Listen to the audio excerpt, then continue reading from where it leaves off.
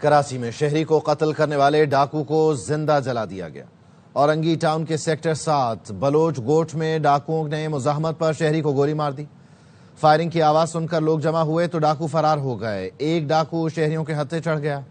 مشتعل عوام نے ڈاکو کو بجلی کے کھمبے سے باندھ کر بدترین تشدد کا نشانہ بنایا۔ غصہ ٹھنڈا نہ ہوا تو پیٹرول چھڑک کر آگ لگا دی۔ ڈاکو جلتا رہا اور لوگ ویڈیو بناتے رہے۔ پولیس اہلکار نے موقع پر پہنچ کر آگ بجھائی، تب تک ڈاکو کی موت واقع ہو چکی تھی۔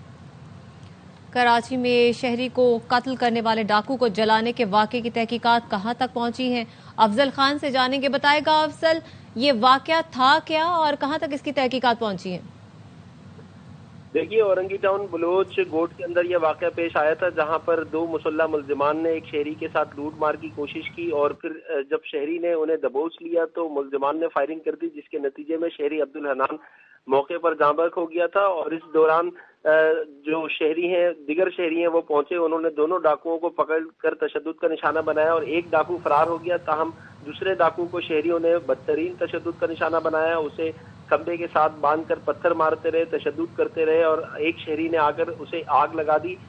ڈاکو جل کر جو ہے وہ مر گیا، لیکن اتنا وقت گزر جانے کے باوجود پولیس بھی وہاں پر نہیں پہنچ پائی۔ تاہم بعد میں پولیس اہلکار وہاں پر پہنچا اور اس نے آگ ضرور بجھائی۔ اس وقت تک ڈاکو مر چکا تھا اور اسے اسپتال منتقل کیا گیا، جہاں پر ضابطے کی کارروائی کی جا رہی تھی۔ اس واقعے کے بعد پولیس اب تک صرف مقدمات درج کر پائی ہے۔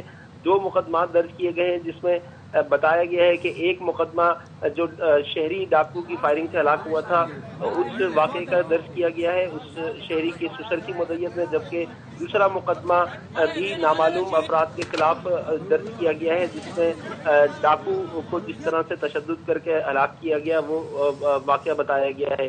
اس واقعے کے بعد پولیس کا جو پور رسپانس تھا اس کو سامنے رکھتے ہوئے اعلیٰ پولیس حکام نے نوٹس لیا اور اس ڈاکو کو زندہ جلائے جانے کے باوجود ایس ایچ او موقع پر نہیں پہنچا تھا، جس پر اعلیٰ افسران نے غفلت برتنے پر ایس ایچ او کو معطل کر دیا ہے۔ S H O Orangi town Yusuf Mehar کو اب معطل کر کے اس کو headquarter west district report کرنے کی ہدایت کی گئی ہے، اور اب تک جو ہے وہ اس واقعے کے اندر ملوث نہ ہی کسی ڈاکو کا جو ساتھی تھا اس کو گرفتار کیا گیا ہے، نہ ہی ڈاکو کو جلانے والے جو شہری تھے ان میں سے کسی کو گرفتار کیا گیا ہے۔ تو سر دست کوئی گرفتاری نہیں ہوئی ہے، لیکن پولیس کا کہنا ہے کہ وہ اس شرپسندی میں ملوث افراد اور ڈاکو کا جو ساتھی ہے اس کی گرفتاری کے لیے کوششیں کر رہے ہیں۔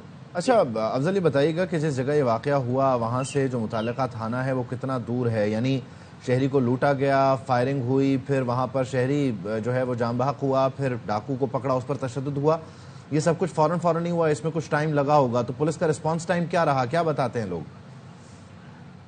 دیکھیے، پولیس کا رسپانس ٹائم تو بہت زیادہ کم تھا، کیونکہ عموماً یہ بتایا جاتا ہے کہ کہیں پہ بھی کوئی واقعہ ہوتا ہے تو پولیس 5 منٹ میں پہنچ جاتی ہے۔ خصوصاً مددگار 15 ہمیشہ دعویٰ کرتی ہے کہ ان کے اہلکار 5 منٹ کے اندر، بلکہ اس سے بھی پہلے بعض اوقات جو ہے وہ پہنچ جاتے ہیں۔ لیکن اس واقعے کے اندر بلوچ گوٹ سے کچھ زیادہ دور تھانہ بھی نہیں تھا، لیکن اس کے باوجود نہ ہی پولیس اہلکار یا مددگار 15 کے اہلکار یا تھانے کی کوئی نفری وہاں پر پہنچی، اور ایس ایچ او تو موقع پر پہنچے ہی نہیں۔